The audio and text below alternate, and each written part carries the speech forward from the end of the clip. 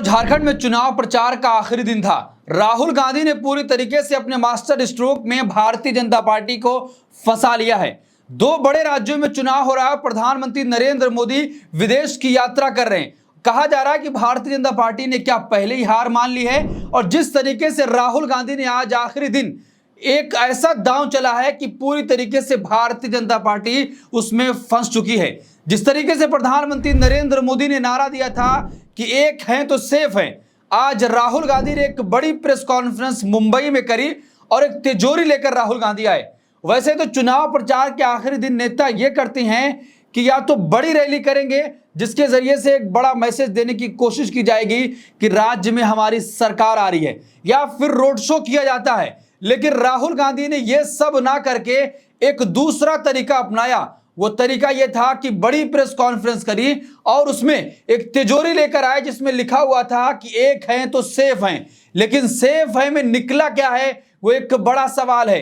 क्या राहुल गांधी ने यह मास्टर स्ट्रोक चलकर पूरी तरीके से भारतीय जनता पार्टी को अपनी जाल में फंसा लिया है कि जिस तरीके से महाराष्ट्र के चुनाव को सांप्रदायिकता पर ले जाने की कोशिश की जा रही थी भारतीय जनता पार्टी की तरफ से, और झारखंड में भी यही कुछ हो रहा था। झारखंड में जिस तरीके से भारतीय जनता पार्टी के ऑफिशियल पेज से एक हिंदू और मुस्लिम में नफरत फैलाने वाली वीडियो पोस्ट की गई थी, इंडिया गठबंधन ने चुनाव आयोग से शिकायत करी। अब चुनाव आयोग ने भारतीय जनता पार्टी पर एफआईआर दर्ज कर ली है, यानी कि झारखंड की भाजपा इकाई पर एफआईआर दर्ज हो चुकी है। तो क्या आखिरी दिन पूरी तरीके से राहुल गांधी ने मास्टर स्ट्रोक चला?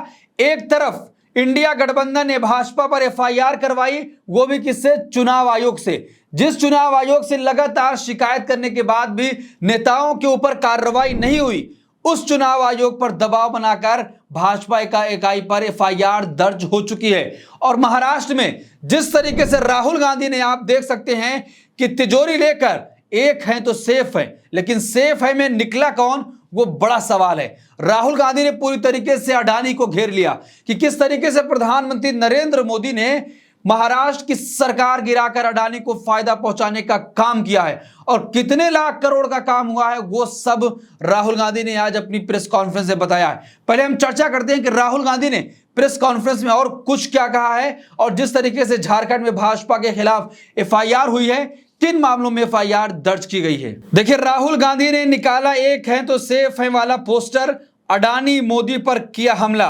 लोकसभा में नेता विपक्ष राहुल गांधी का पीएम मोदी पर बड़ा अटैक। अडानी के धारावी प्रोजेक्ट के जरिए एक हैं तो सेफ हैं पर हमला। धारावी के टेंडर को रद्द करने के उद्धव के वादे का किया समर्थन। राहुल गांधी ने कहा कि 1 अरबपति के लिए सब कुछ हो रहा है। राहुल गांधी ने एक बार फिर से आरोप लगाया कि प्रधानमंत्री नरेंद्र मोदी की वजह से अडानी को बड़े प्रोजेक्ट दिए गए हैं, इनमें धारावी भी शामिल है। राहुल गांधी ने पीएम मोदी के एक हैं तो सेफ हैं पर भी हमला बोला है। राहुल गांधी ने पोस्टर दिखाते हुए कहा कि सवाल यह है कि सेफ कौन है, धारावी का भविष्य सेफ नहीं है। राहुल गांधी ने कहा कि एक व्यक्ति के लिए धारावी को खत्म किया जा रहा है। तो दोस्तों, जिस तरीके से राहुल गांधी ने मास्टर स्ट्रोक चलते हुए आखिरी दिन को, जब चुनाव प्रचार का आखिरी दिन था, तो नेता बड़ी रैलियां करते हैं या रोड शो के जरिए से अपनी पूरी तरीके से ताकत दिखाने की कोशिश करते हैं। लेकिन राहुल गांधी ने पूरी तरीके से अलग रास्ता चुना और प्रेस कॉन्फ्रेंस करके प्रधानमंत्री नरेंद्र मोदी, गृह मंत्री अमित शाह और गौतम अडानी पर बड़े तरीके से हमला बोला है। अब वीडियो दिखाते हुए कांग्रेस ने लिखा कि नरेंद्र मोदी का स्लोगन है एक हैं तो सेफ हैं। सवाल है एक कौन है, सेफ कौन है और सेफ किसका है? जवाब है एक नरेंद्र मोदी, अडानी और अमित शाह सेफ हैं, अडानी सेफ हैं। वहीं इनमें नुकसान महाराष्ट्र की जनता का है, धारावी की जनता का है। अब देखिए दूसरी खबर, जिस तरीके से झारखंड में चुनाव प्रचार के आखिरी दिन भारतीय जनता पार्टी पर चुनाव आयोग ने बड़ी कार्रवाई करते हुए वीडियो हटाने का निर्देश जारी कर दिया है। जिस तरीके से दोनों राज्यों में भारतीय जनता पार्टी हिंदू और मुसलमान के एजेंडे पर चुनाव लड़ना चाहती थी, लेकिन इन्हीं नारों ने भाजपा को पूरी तरीके से घेर कर रख लिया है। लोकसभा में 400 पार का नारा लगाया गया, लेकिन उसके बाद उस नारे ने बैकफायर किया। तो इस चुनाव में भी बटेंगे तो कटेंगे, एक हैं तो सेफ हैं का नारा भी बैकफायर करता हुआ दिखाई दे रहा है। चुनाव आयोग मजबूर हो गया भारतीय जनता पार्टी पर कार्रवाई करने के लिए।